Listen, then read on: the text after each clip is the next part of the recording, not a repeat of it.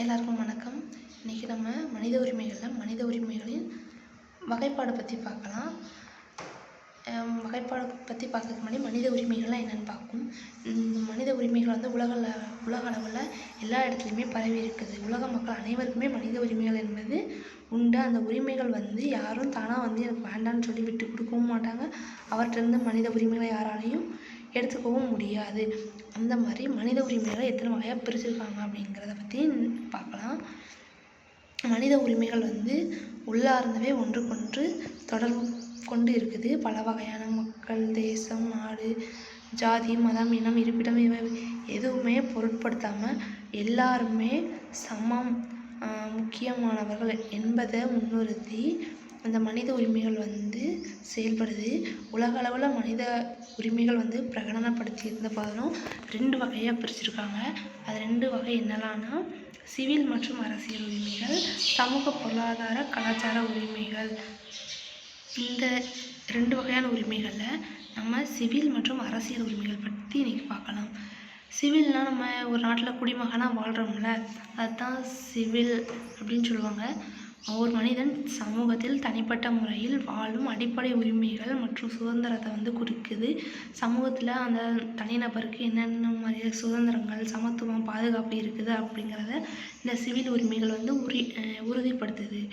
சுருக்கமாக சொல்லணும்னா ஒரு தனிநபரின் கண்ணியத்தை பராமரிக்க சிவில் உரிமைகள் அவசியம் அப்படின்னு சொல்லி இந்த சிவில் உரிமைகள் கூறுது. அதில் முக்கியமான சிவில் உரிமைகள் என்னென்னா சுதந்திரம் பெறும் உரிமை, சமத்துவம் பெறும் உரிமை, தெரிவு பெறும் உரிமை, மதச்சார்பின்மை உரிமை, கல்வி மற்றும் வேலைவாய்ப்பில் சம உரிமை, மக்கள் அதிகார உரிமை, சொத்துரிமை. இந்த மாதிரியான உரிமைகள் வந்து தனிநபராக ஒரு சமூகத்தில் வாழ்கிறாங்கன்னா அந்த நபருக்கு இந்த உரிமைகள் வந்து மிக மிக அவசியம். அடுத்ததாக அந்த சிவில் உரிமைகளை பாதுகாக்கிறதுக்குன்னு சில அமைப்புகள் செயல்படுது. அது என்னென்னா மனித உரிமைகள் ஆணையம், நீதிமன்றங்கள், சட்ட அமைப்புகள். இந்த 3 அமைப்புகளும் சிவில் உரிமைகளை பாதுகாக்கிறதுக்காண்டியே செயல்பட்டு வருது. அடுத்து அரசியல் உரிமைகள். அரசியல் உரிமைகள்னால் மக்கள் வந்து அரசியல் செயல்பாட்டில் எவ்வாறு பங்கெடுக்கிறாங்க, செயல்படுறாங்க என்பதை வந்து குறிக்குது. ஒரு நாட்டில் ஒரு குடிமகன் இருக்காங்கன்னா அரசியல் அமைப்பின் கீழே அவங்களுக்கு எந்த மாதிரியான சுதந்திரம், பாதுகாப்பு இருக்குது என்பதை வந்து அறிவதற்கு இந்த அரசியல் உரிமைகள் வந்து உதவுகிறது. அரசியல் உரிமைகள் ஒன்றோடு ஒன்று தொடர்பு கொண்டு தான் செயல்படுது. இந்த அரசியல் உரிமைகளை சில முக்கிய உரிமைகள் இருக்குது. என்னெல்லாம்னா வாக்களிக்கும் உரிமை, தேர்தலில் போட்டியிடும் உரிமை, தேர்ந்தெடுக்கும் உரிமை, அவிரோத செயலை எதிர்க்கும் உரிமை, அரசியல் கருத்து வெளியிடும் உரிமை, சட்ட ரீதியான பாதுகாப்பு உரிமை, அரசியல் அமைப்புகளில் இணையும் உரிமை. இந்த உரிமைகள்லாம் முக்கியமான உரிமைகள் அப்படின்னு சொல்லி அரசியல் உரிமைகள் வந்து கூறுகிறது. அரசியல் உரிமைகளின் முக்கியத்துவம் என்னென்னா மக்களுடைய பங்களிப்பும் சமூகத்தில் வந்து மக்கள் பிரச்சனைக்கான தீர்வு மேம்பட வந்து அரசியல் உரிமைகள் வந்து வழிவகுக்குது. எல்லா குடிமக்களும் சக மனிதராக மதித்து சம உரிமை வழங்குவதற்கு இந்த அரசியல் உரிமை வந்து உருவாக்குகிறது.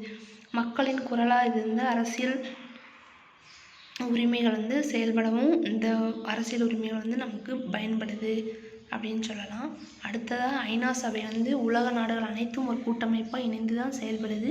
இதில் வந்து மனித உரிமைகள் வந்து அங்கீகரிக்கப்பட்டு ஐநா சபை வந்து சில உரிமைகளை வெளியிட்டிருக்குது. அது என்னென்ன உரிமைகள்னால் வாழ்வதற்கான உரிமைகள், அடிமைத்தனத்திலிருந்து விடுதலை பெறுவதற்கான உரிமைகள், சட்டத்தின் முன் அனைவரும் சமத்துவம் மற்றும் சம பாதுகாப்பு, சித்திரவதை மற்றும் மனிதாபியமற்ற நடத்தைக்கு எதிரான உரிமை, தேசிய உரிமை, சொத்துரிமை, மதம் மற்றும் மனசாட்சி சுதந்திரத்திற்கான உரிமை, கருத்து சுதந்திரம் உரிமை, அமைதியான கூட்டம் நடத்துவதற்கான உரிமை, அரசாங்க நடவடிக்கைகளில் பங்கேற்கும் உரிமை. இந்த மாதிரி முக்கிய உரிமைகளை வந்து ஐநா சபை வந்து அங்கீகரித்து இந்த உரிமைகளை மக்கள் அனைவருக்கும் சமமானது, பொதுவானது அப்படின்னு சொல்லி வெளியிட்டிருக்குது. இதையே பார்த்தோன்னா நம்ம ஒவ்வொரு நாட்டிலையும் ஒவ்வொரு குடிமகனும் வாழ்வதற்கு எங்கே வேணுனாலும் செல்லலாம், எங்கே வேண்டுனாலும் வாழலாம் அப்படிங்கிறத உரிமை ஒன்று. அதே மாதிரியே மக்களுக்கு வந்து சுயமான கருத்துக்களும் இருக்கும், எண்ணங்களும் இருக்கும். அந்த கருத்துக்களும் எண்ணங்களும் மற்றவங்கள வந்து பாதிக்காத வகையில் இருக்கணும் அப்படின்னு சொல்லி சொல்கிறாங்க. முறையற்ற வகையிலும் முறையான வகையில் போர் செய்து இந்த மாதிரியான உரிமைகளை பெறக்கூடாது அப்படின்னு சொல்லி மனித உரிமை ஆணையம் வலியுறுத்துது.